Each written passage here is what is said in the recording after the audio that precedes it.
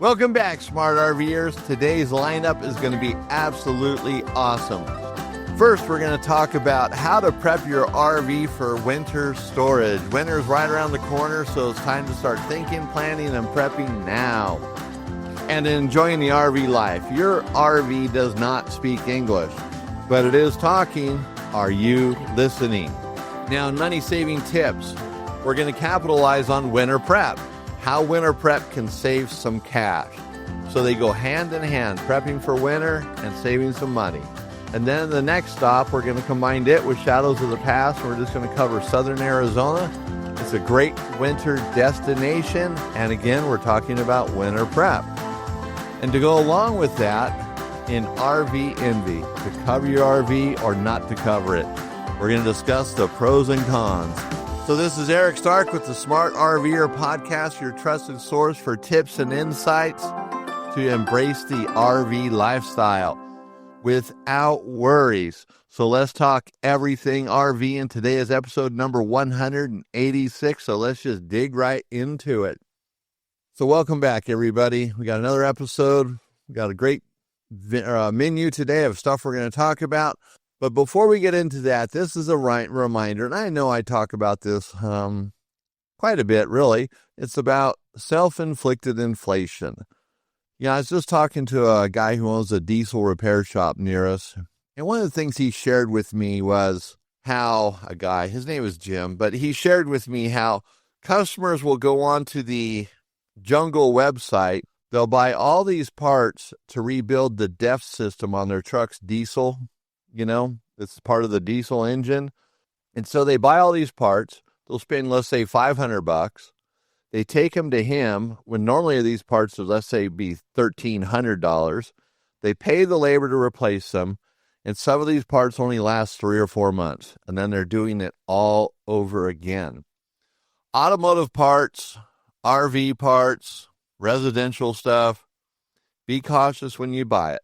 Because if you buy it and it's super cheap and it's not made right, and they're not. They use lower quality everything. Diodes, solder, wire, all the electronics are cheapened down to sell them cheap. There's a reason why. So when they fail, you're replacing them again. And then if you go the right way, spend the money, spend it up front. Like he says, cry once and buy it once. When we do it over and over again, we're just wasting our money. And today we need to be careful with our money. This world we live in is just an economic disaster. So you got to pay attention to your cash and make it last. Squeeze it as far as you possibly can. So I don't want to go on too long about that, but just avoid self-inflicted inflation. Don't buy it twice or 3 times or more. Just spend the money up front and pay for it once. All right, so now another reminder, wholesale warranties, that's our favorite company. Just talking to someone the other day about it, how they got an extended warranty. Everything about the warranty's wrong. The way they were sold it'll cover everything. The people come to your RV, you don't have to pay a dime for that, and you can go through any company you want. Any company you want but us. We're going to sell it to you, but we're not going to support it. It's basically what happened. The customer found out the hard way, and now they just want to get out of their warranty, and they're going to get it's like 6 months old, and they're offered just some lowball price to get out of it. So the customer doesn't know what to do. So be careful. So go to our website or the link in this description for this podcast and click on wholesale warranties and start the process of getting a good warranty, an honest warranty, and a transparent warranty or extended warranty, I should say, for your new or used RV. All right, now that's going to bring us to enjoying the RV life. Why your RV doesn't speak English, but it is talking. Are you listening? So your RV is talking to you. It's making sounds, it's making smells, it's communicating in the best way it knows how. RVs don't really talk, and we know that. But they do different things. Like when you're driving down the road, you might hear this rattle you've never heard before. Okay, something's going on. Maybe, the stove isn't working right. The flame is flickering. Something's going on, right? So your RV is communicating. Now, we could blow off these little things and wait until it's a major problem. And then all of a sudden we got this repair and we're going, holy smokes, why didn't I pay attention to this sooner? Well, we all do that. Heck, I even do that. Sometimes I ignore stuff and I just determine in my mind, well, it doesn't sound like it's going to be too serious. Or, oh, this needs to be checked out right away. Now, I have more of a mechanical aptitude, years working on everything. I'm the do-it-yourself expert. Save tons of cash by doing things myself. Even once in a while, I can let things go too far, and all of a sudden I'm going, oops, should have caught that sooner. I should have done something sooner. I knew there was a problem, but I didn't do anything.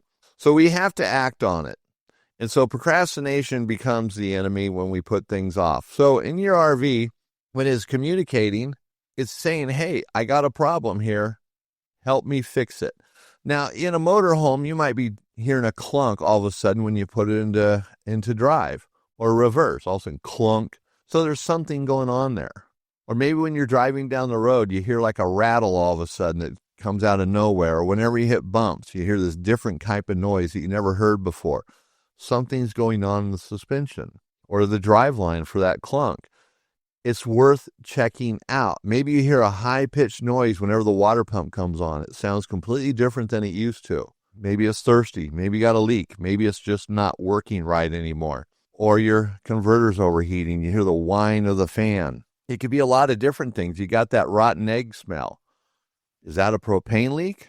Or is it something else? Something you're not familiar with? Is something in an RV you're going wrong?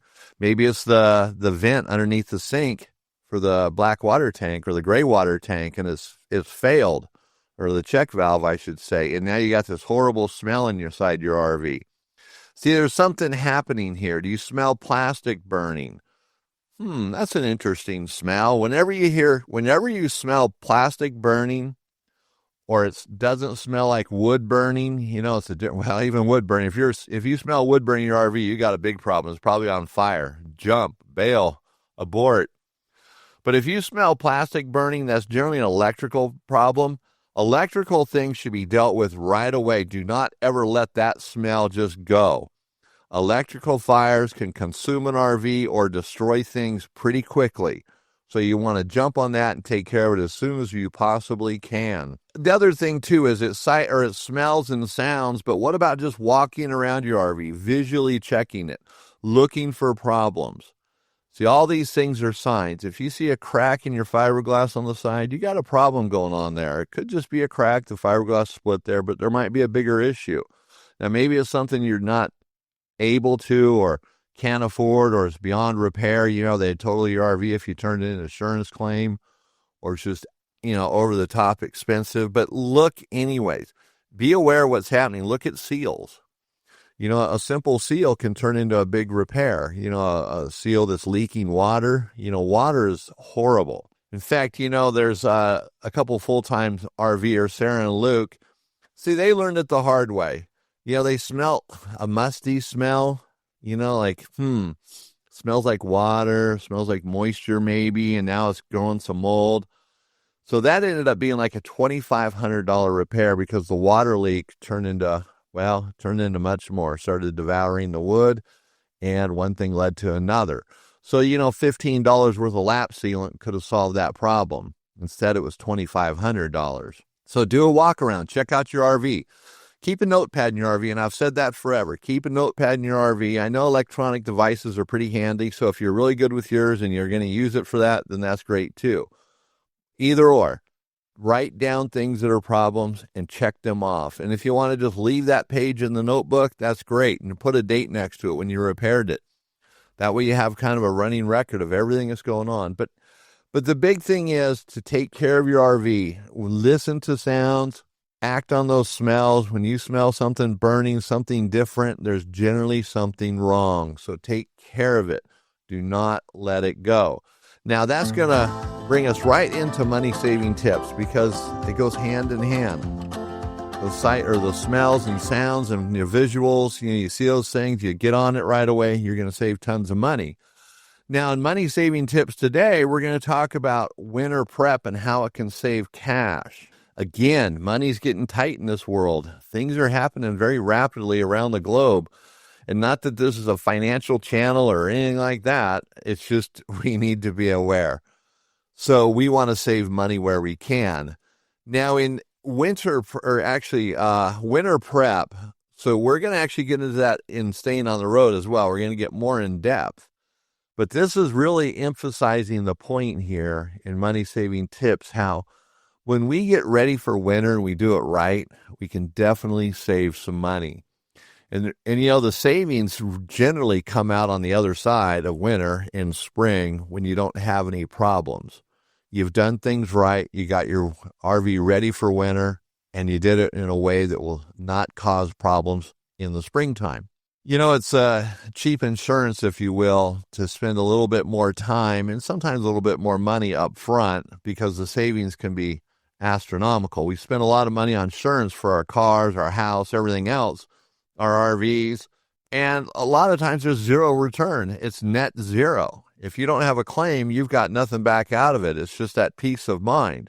Well, this is peace of mind. It's a lot better than insurance because it doesn't cost as much and you're not paying money to a company that really doesn't care who you are. You're just basically, in a way, paying it yourself, and you care about yourself. You care about your possessions much more than any big company does. So one thing you can do to save some money is prepping the water system properly so there's no catastrophic failures come springtime. You don't de-winterize your RV and all of a sudden there's water pouring out everywhere. You got, 3 or 4 leaks. The water pump's frozen, which, by the way, Suburban has their Envision line of water pumps that supposedly can freeze. I highly recommend if you're replacing a water pump, put a Envision water pump in there. I'm not advocating that you just let it freeze, but if it does freeze, heck, it's not so bad. Freeze with water in it, I should say. And also your tires and wheels, or tires actually, during the winter time, cover them up. I mean, you should always have your tires covered, but during the wintertime especially, cover them up. Sometimes putting them on a piece of wood, depending on where you're parking them, is good. So they're not sitting in gravel or mud, sinking in. You don't realize they're 2 inches below the surface of the dirt. Make sure they're inflated properly. Fill them up to the maximum tire pressure, especially trailers. Motorhomes, do whatever the recommendation is by the motorhome manufacturer, but on trailer tires, maximum pressure all the time. And then you're inside of the RV. You want to keep it nice and clean all the time, but when you're putting it away for the wintertime, clean it out. Don't leave a bunch of stuff in there. We're going to get in that a little bit more in depth in the next section, staying on the road, but keep it clean. In the exterior of the RV, do the same thing. If you're going to store it for the winter, if you have a place to keep it out of the elements, great. Inside of a shop or a lean-to or an RV port, that's awesome. If not, consider an RV cover, which we're going to talk about at the end of the show as well, an RV envy. RV covers have pros and cons, so before you buy one, you definitely want to listen to the rest of this and think about it. But protecting it, making sure everything's good and waxing it, getting that outside prepped. Even though it's going into winter storage, we don't want to just neglect it all winter long. An excuse, get it in the spring. No, get it in the winter, or the fall, I should say. And then your batteries. Batteries are expensive, and you don't want to just buy new batteries because yours froze. And see, we're talking about a lot of stuff here in the areas where it gets really cold. Southern California, Southern Arizona, Texas, some of these places, Florida. They don't have the freezes like the northern part of the country. But they still get the freezing weather, and sometimes it comes unexpected. When I was in Arizona, I know we had days where things froze. It'd be 20 degrees. I would have to wrap my pipes that are outside for our irrigation system so they wouldn't freeze, because fixing a frozen pipe at 5 in the morning absolutely sucks. It sucks even at 8 in the morning, 9 in the morning, 10. What doesn't matter? It just sucks. Prepare for that, for freezing temperatures. So your batteries, maybe take them out of the RV, keep them on a trickle charger in a warmer environment, someplace where it's not going to get below 32 degrees. That trickle charger, like a NOCO brand, will keep it going all winter long. Come springtime, you put it back in, that puppy is ready to go. In fact, chargers or maintainers actually extend the life of the batteries as well. Batteries like that activity. That's what's one of the benefits of having solar is. Keeps those batteries alive, and they love it. They're going to last longer. It might be a year, it might be 2 years. It's hard to say. And then preparing for pest damage. Pests can destroy a lot of stuff pretty quickly. In fact, on our website, sunpromfg.com, we're going to have some Oh man, I forget what it's called now. Shoot, shame on me. But it keeps rodents away. It'll be pretty obvious. And I'll have a link to it in the description here, but it's going to keep rodents away. The stuff works great. I've been using it around my house for, gosh, months and months now, and I don't see any mice, anything like that. None of the normal problems we have. So I know it works, and it's based on the same principle as other products in the past that have come out that have done very well for keeping rodents and pests away. It's smell. They just smell it, and it just pushes them away. So it has, it doesn't last forever. It has a time where you have to replace them. But hey, it's worth it, man. Mice and things like that, they cause a lot of damage. So that's how we can save some money, prepping right. So there's going to be more information on the website, thesmartrver.com. These articles will be there, ready for you to just dive into them, memorize them, put everything in action.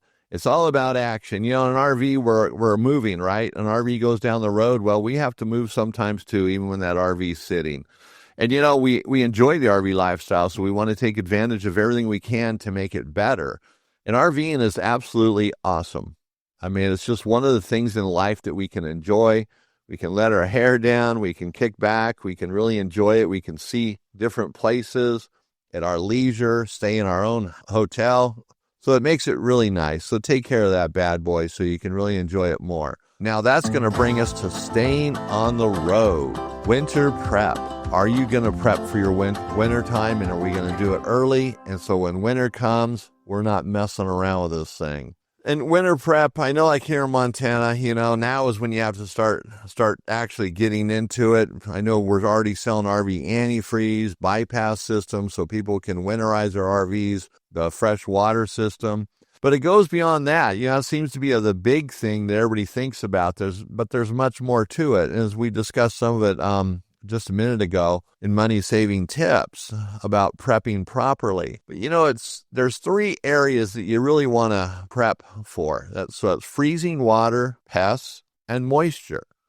All 3 of those things can cost some money and take some time, and they're all avoidable. Now, one thing about winterizing your RV, if you do it yourself, and this might sound crazy, kind of goes against everything, but depending on where you're at, it might cost $200 or $300 to get your RV winterized. If you do it yourself, whether you use an antifreeze, RV antifreeze, or blowing out the lines, you're saving a lot of money. And I look at it this way. At the end of the day, if a faucet were to crack, you missed one thing, and you have to replace it, and you can do it yourself. Maybe it's a bathtub faucet, a shower faucet. It might be $30 to $50. You're still money ahead. And that faucet probably was getting old anyway, and so it might be an opportunity to get in there and check out that plumbing system a little bit closer, maybe closer than you've ever have before. See what's going on in there. You might get a little curious. Wonder how the rest of it looks. Now, I'm not advocating you get sloppy and just break a faucet because you didn't want to winterize it properly. Definitely not advocating that, especially when we're talking about money-saving tip. But it's just sometimes that those things happen. Even when somebody does it, a professional winterizes an RV, sometimes they have the same problems, and most of them blame it on you, the RVer. They'll say something like, well, how do we know you didn't de-winterize it? How do we know this didn't happen after you de-winterized it? Well, you didn't have us de-winterize it, so we don't know. And they'll put it right back on you. I've heard it time and time again that most of these places will not stand behind their winterizing. And I kind of get it because there are questions that can come up, but the point is, it might just become your problem anyways. When you're doing the fresh water system, you want to make sure that you drain all the tanks, that you have the bypass on the water heater and you empty it, and then you're going to fill the water lines with antifreeze or blow them out. I should say RV antifreeze. So that's 2 different methods of winterizing the fresh water lines, using the RV antifreeze where you fill the lines, you purge out all the air and all the water, and you have nothing but pink fluid in there. Or you can blow out the system, get a blowout plug that goes on the city water fill, and it just blows out all the air out of the system. And there's a way to work through that. We have that information on our website, and I'll put it under this article as well. There'll be a link to it. So you can look at that again and refresh your memory, print it out if you want, whatever you want to do, but it'll be there. And, a lot of people are very familiar with winterizing. They got their routine down, if you will. And so they do it year after year. Others are new to this. Maybe this is the first time you're going to do it. You're a little nervous about it, but you can do it. It's really not that hard. Don't overthink it. Just take your time. Don't have a car full of your family sitting in the car waiting for you to go somewhere before you start, so you're in a rush. Just take your time and do it properly, and I think you'll be good. Now, on the interior of the RV, let me back up a little bit. Part of winter prep is getting everything done before winter really sets in, because during the wintertime, especially depending on where you're at, you might not touch your RV for 5 or 6 months because it's in winter storage, basically. There could be 4 feet of snow on the ground. It's hard to get to your RV. It could be in a storage lot where during the wintertime you don't want to mess with it. So getting everything done now, or, just before winter comes and really hits, is important, because that way it's done. When you put your RV into storage for the wintertime, it's done. And then you come out in the spring and it's ready to go, other than de-winterizing it. And it's going to save money. But it's just, now is the time to do it and not put off a lot of stuff. I'll do that in the spring. No, do it now. It'll pay off. It's well worth it. It's one less thing you got to do in the spring, and one less, or a lot less problems possibly. So on the interior and the appliances, give them a deep cleaning. Really clean out the RV. It's not just vacuuming, wiping things down, but it's, looking at the kitchen, the bathroom, places where food crumbs can go. If the food crumbs get moisture on them, they can kind of dissolve, make stains, turn into mold. It becomes a bigger issue. Take all the food out of the RV. Don't leave any food in the RV. In fact, it's probably good not to leave food in an RV, depending on where you're at, like if you have mice problems, because that attracts them to the RV. It's better to have food outside the RV, like poison and traps, where the mice go in and eat that and they die, because that's where they're going to go. When they go into your RV, they're looking for food most of the time. So keep the food out of it. That way they're not going to be inclined to go in there. So take all the food out, canned goods, everything. Just take it out. Some of that stuff will freeze and you don't even know it. You don't even think about it, and you don't want it to do that. And also, you just don't want food sitting in there anyways. You can use it in your house, and then in the springtime, buy all fresh. And keep your appliances clean. Wipe them out. Make sure there's no water or moisture in them. The refrigerator, prop that doors open so it doesn't build up any mildew inside of it, and it doesn't get that odor. If you have an ice maker, make sure that water line to the ice maker is, even the ice maker, make sure there's no water in it so it can't freeze. You want to really go through the RV, and you want to make sure that it's not going to have any moisture inside. Use moisture absorbers if you can. Or, the dehumidifiers, they work well, but you have to empty the bowls on them. So if you're not going to be around the RV, that might be a problem. You get so much moisture in there, it might just overflow the bowl, and then you got water running on the ground, freezing at night, thawing out during the day. So pay attention to things. It's just keeping that water, the moisture out, and make sure all your entry points where water or moisture can come in are sealed up nice and tight. No leaks, no air leaks, no water leaks, no leaks, period. So now that's going to bring us to the outside. Let's just wash and wax the RV. Let's just do it. Bite the bullet, clean the roof. Put the UV guard on the rubber roof, wash it down, clean the side of the RV, then wax it, get them tires. If you put Armor All or something like that on your tires, which I would recommend using 303 over anything. 303 is one of the best protectants on the planet. Works well, doesn't leave any films on it, just looks nice when it's done. But wash and wax it, pull out the awning, make sure it's dry, treat it with an awning protectant or 303 if it's a vinyl awning.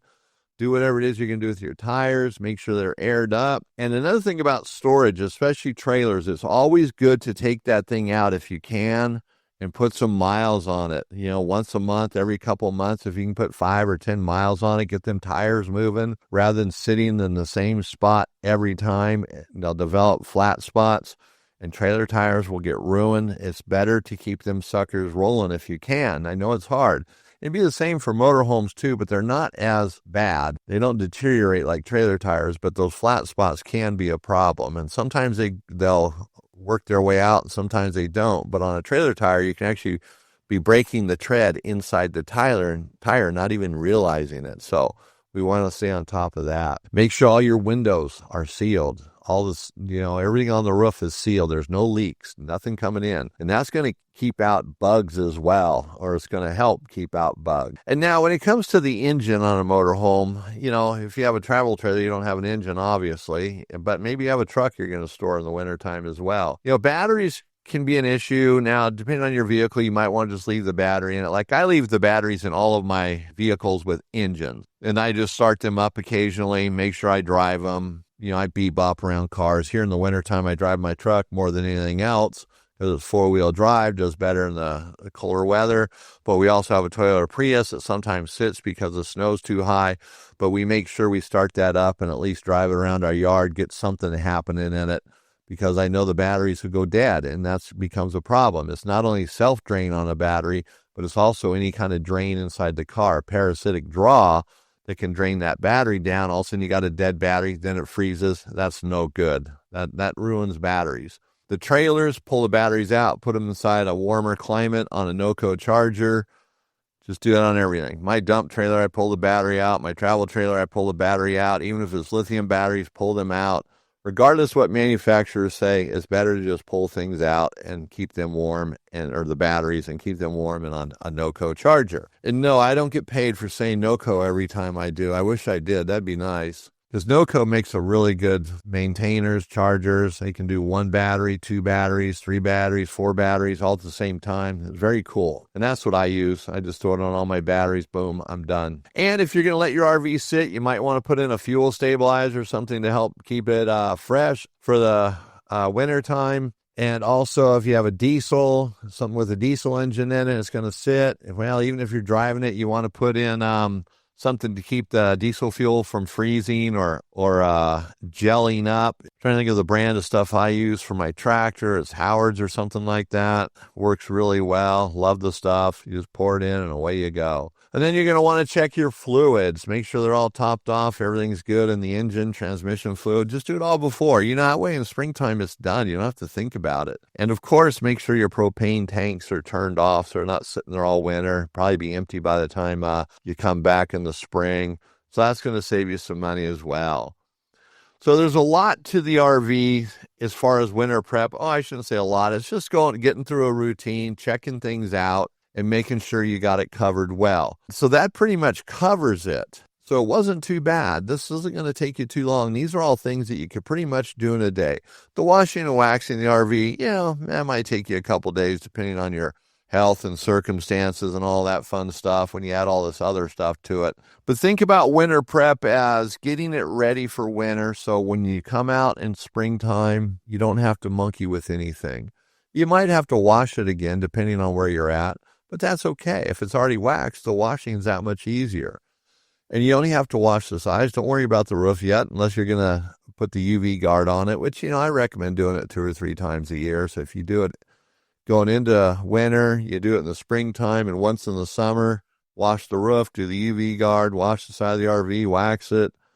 I like everything waxed. Wax is very good. A lot of newer things don't have to be waxed as much, but you know what? RVs still need to be waxed. So take care of that bad boy. Protect everything about it. And this full article, again, will be on thesmartrver.com. And also, if you need any awnings now, if you want to put them on now, or you want to wait till springtime, check out our website, sunpromfg.com. We have awning fabrics. We have slide-out awning fabrics. We make slide-out awning fabrics, and they're absolutely awesome. We sell them and ship them all over the United States and Canada.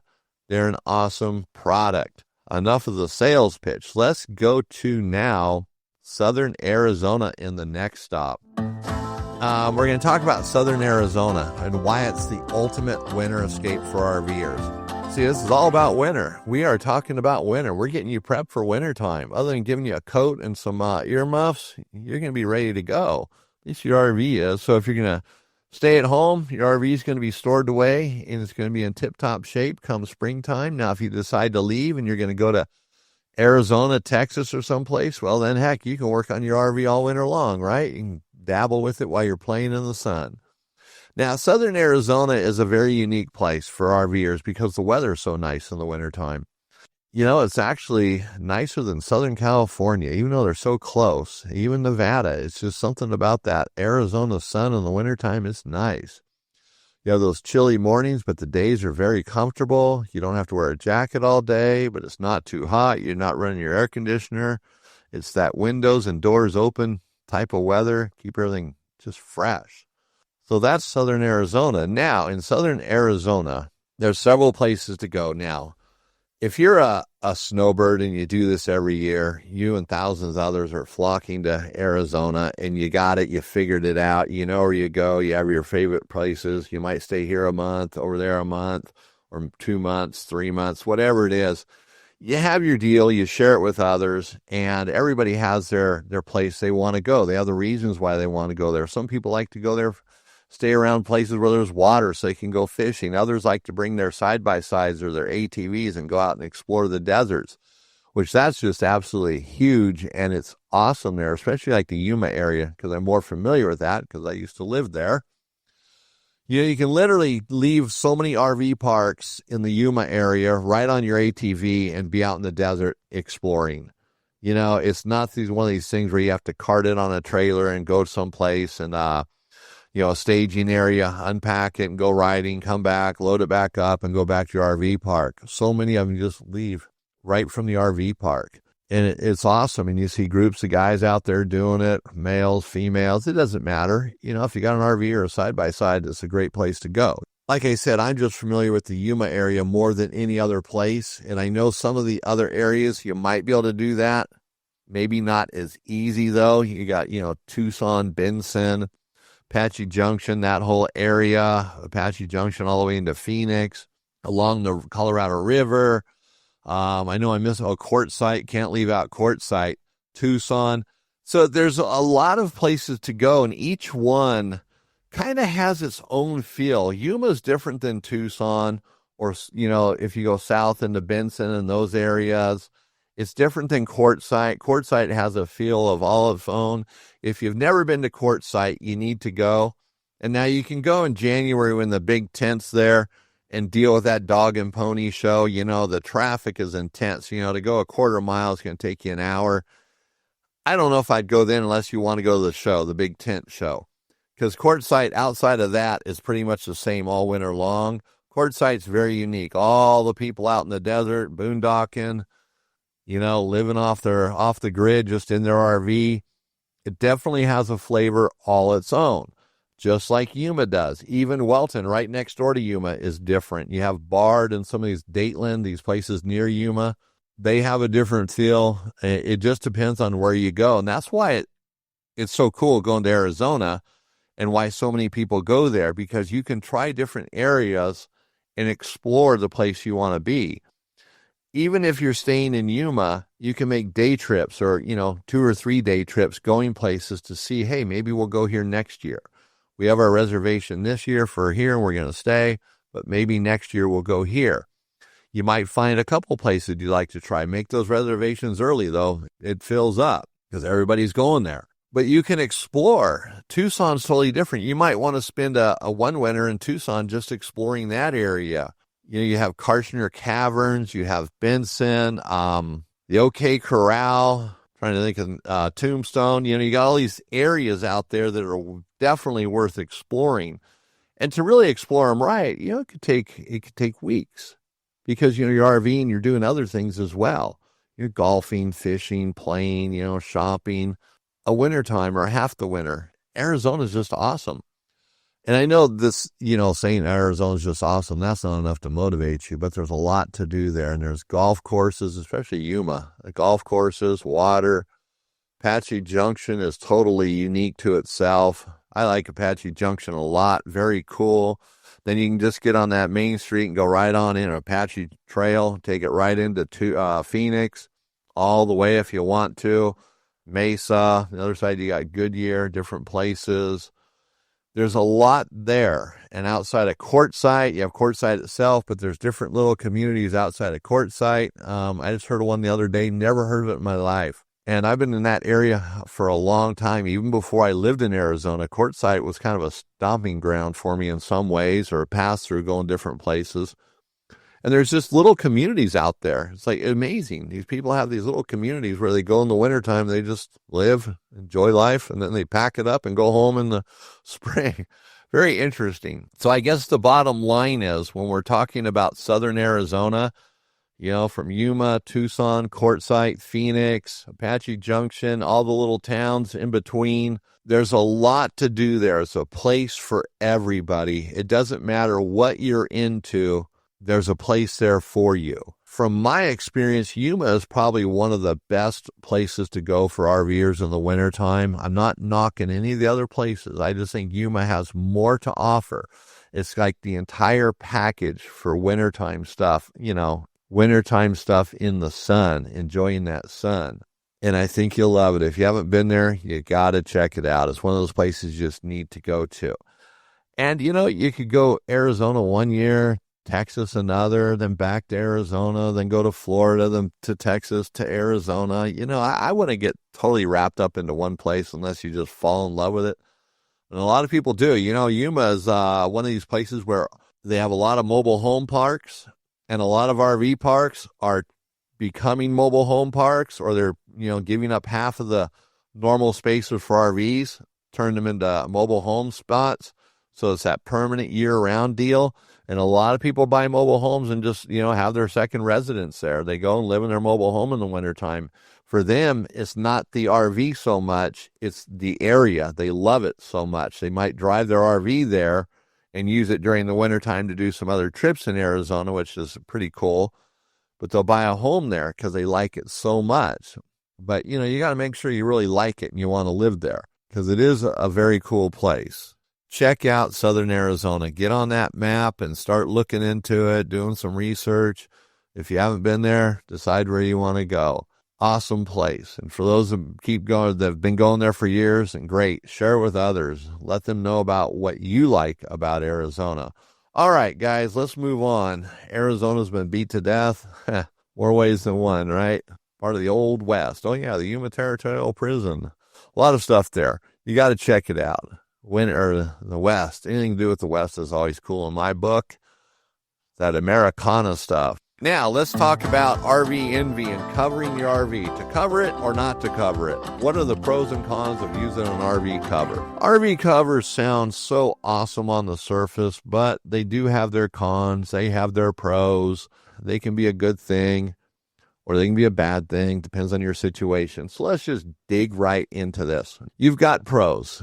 It's obviously going to cover your RV and keep you protected from UV damage in the wintertime, summertime, depending where you're at. You might be covered in the summer versus the winter. Now, I'm going to say this right off the top. In Arizona, like in Yuma, people would buy an RV cover, didn't matter what brand. Top quality one, the most expensive, the best warranty, blah, blah, blah. After 2 or 3 months of sitting in that Arizona sun with the wind and the sun, quite often it would just be a pile of material surrounding the RV sitting on the ground because it just got beat up so bad so quickly. And that can be a problem. You have to really protect them from the wind.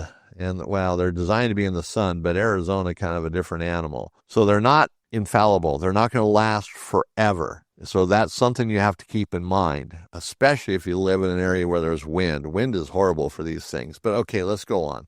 Little sidetrack there. Weather protection. So it's going to keep it protect from UV, from the weather. It's going to protect the plastic and all the stuff on the top of the RV and the sides, the skylights, the vents, the air conditioner cover, the shroud on the air conditioner, the plastic parts, the rubber roof. It protects all that. It's going to keep the RV cleaner. It's going to keep dust and dirt out. You're going to keep, bird droppings and stuff off the RV. So when you take off the cover, it's definitely going to be much cleaner. And an RV cover can deter pests to a certain degree. I don't think it's going to keep everything out, but it can certainly help. So those are some of the pros. Now let's look at some of the cons. So cons are definitely potential drawbacks, right? So if it's a wet area, it could trap in moisture and create mold, or trap in the mold and let it just keep growing. So that can be a problem. So you definitely want a cover that's breathable, one that's going to breathe, let air in, let air out. so that RV can breathe, so you got that air going in there and not allowing the mold or moisture to continue to grow and get worse and worse. Now, in windy conditions, an RV cover can definitely cause abrasion and scratches on the RV. You know, it's going to be like sandpaper, so the looser it is, the more it's going to want to move around, whether it's just shifting from side to side, front to back, the wind picking it up and, you know, pushing it up and down on the side of the RV or across things. It'll act like sandpaper. You don't want that. It can ruin the finish of an RV. So you have to be very careful and think about that. You know, you can be able to get it tight enough so it's not blowing around. And they can, they can also tear too. You know, anything on an RV becomes a tear point, it seems like, with covers. And I'm not a big fan of RV covers, to be honest with you. I know some people really like them. They live by them and they do it right and they get years of use out of them. You know, they might get 3 to 5 years, which I think is a long time in a lot of areas. You know, if you live in an area where you don't have a lot of wind and it's just sitting there, that's not so bad. But if there's a lot of wind or harsh sun, it's not going to last as long. See, you know, the cost of a cover versus like building a RV port or something to put your RV in, a permanent structure, you know, obviously there's a huge difference in prices. But when it comes to an RV cover, again, don't go ultra cheap. Buy a good quality cover. And there's a lot of them on the internet. Evel is a brand that I see more and more on YouTube. I used to sell Evel covers, and I'm going to be honest with you, we got so many returns on those things, it was ridiculous. The warranty claims were through the roof, and the warranty claims were a nightmare for us and the consumer. So we stopped selling them. It just became too much. And some of that's because they're an internet-based company. I don't think they're like an Adco or a Classic where you can talk to someone, or Camco.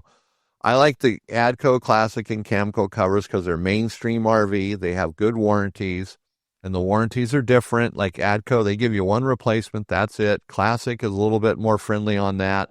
I think Camco is as well. They might replace it 2 or 3 times, but they don't want to keep replacing your cover, and you don't want to do that. You want to solve the problems. Why is your cover falling apart? Why is it tearing? Fix those things. You know, it's up to you, too. You can't just take it back to the place where you bought it. Here, this thing tore. Well, they might say, you know what, it tore because you did this or that. You know, it didn't just fall apart. You have to think about that. Don't just think you're going to be able to warranty it all the time, every time there's a tear in it. It doesn't work that way.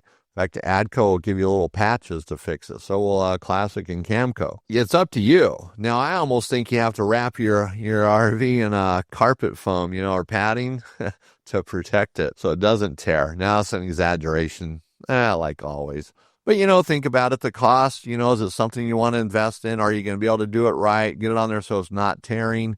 You might want to try one cover and see how it goes. You know, maybe it'll get you 2 or 3 years down the road, which works for you.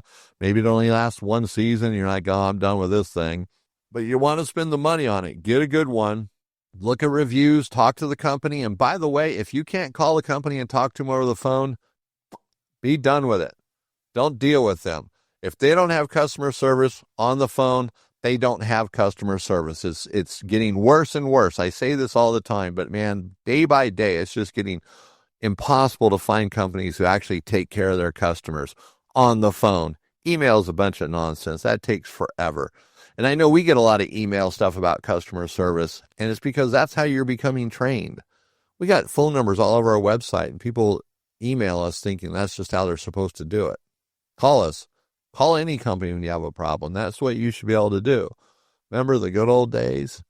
All right, so we're kind of rambling here. So don't go cheap. Spend the money. Prep your RV. Make sure that there's no edges that are going to tear it. You might have to put padding on some of them. Make sure your RV's dry before you put it on. There's good airflow. And check on that cover periodically. You know, it's that storage. Don't just put things in storage and forget about it. You know, check on your cover. And, you know, if it's at your house, check on it daily, weekly, whatever. If it's in storage, check on it, you know, at the interval you choose. But make sure you're checking on it so you don't come back to a total disaster because it fell apart, tore to pieces. It's gone. Someone stole it. They thought they needed it before you or more than you. And another thing to keep in mind, too, sometimes RV covers, you know, they're big, they're heavy, and they're hard to put on. They can be clunky depending on your roof. You can't just roll them out sometimes and drape it over the sides because you got vents and air conditioner and stuff, so it's a little harder to do. So keep that in mind as well. You have to also take it off the RV. What's that going to be involved? When you bring it down off the RV, it's going to be laying in dirt. Oops, don't want that, right? So think about all that. Putting it on, taking it off. All right, so that's going to wrap up RV covers. Now, you obviously can do more research. I'm going to have this stuff on our website as well under do-it-yourself articles. And as a reminder, subscribe to this podcast on your favorite podcast channel. Give us some reviews. Tell us whether you like it or you don't like it. If you don't like it, we prefer you let us know so we can address it directly, and not only the problem, but with you as well. And, we want you to share it. Go to YouTube, share our podcast, our videos. Show us the love, man. That's what it's all about. And I do have to say, this summer's been like it's been busy. It's been crazy. It's been a grind, as they say on The Deadliest Catch. So I've been super busy, and I haven't been able to get any videos out. I'm behind on the podcast videos, getting them on YouTube. It's just been a crazy summer, so I apologize for that. And we're going to get back on track. We're working on this, trying to figure out how we can get this stuff more dialed in. But it just takes time, and we got behind, so we got to play a little catch up here. So if you've been looking at our YouTube channel, you haven't seen new videos lately, I apologize. I've got a stack of them already made, just haven't had a chance to get them edited. Being a human, as I am, not a robot, not an AI bot, it takes a little bit longer. And, we use AI where we can. I don't know if you guys use the AI or not, but we try not to use it on a whole lot because this is a personal show. This isn't a robot show. And so we try to give you stuff personal, real experience, life-changing things, RV-changing things. So, hey, everybody, it's been awesome doing this today. I love doing this show. I love the RV life, and I know you guys do too. So come by in 2 more weeks, and we'll have another episode out, episode 187, and we will share some more insights on the RV life, do-it-yourself maintenance of an RV, and how to keep that bad boy going down the road. So this is Eric Stark with the Smart RVer podcast, your go-to guide for smarter RVing and unforgettable adventures on the open road. Thanks again for coming by, and I'll see you in 2 more weeks.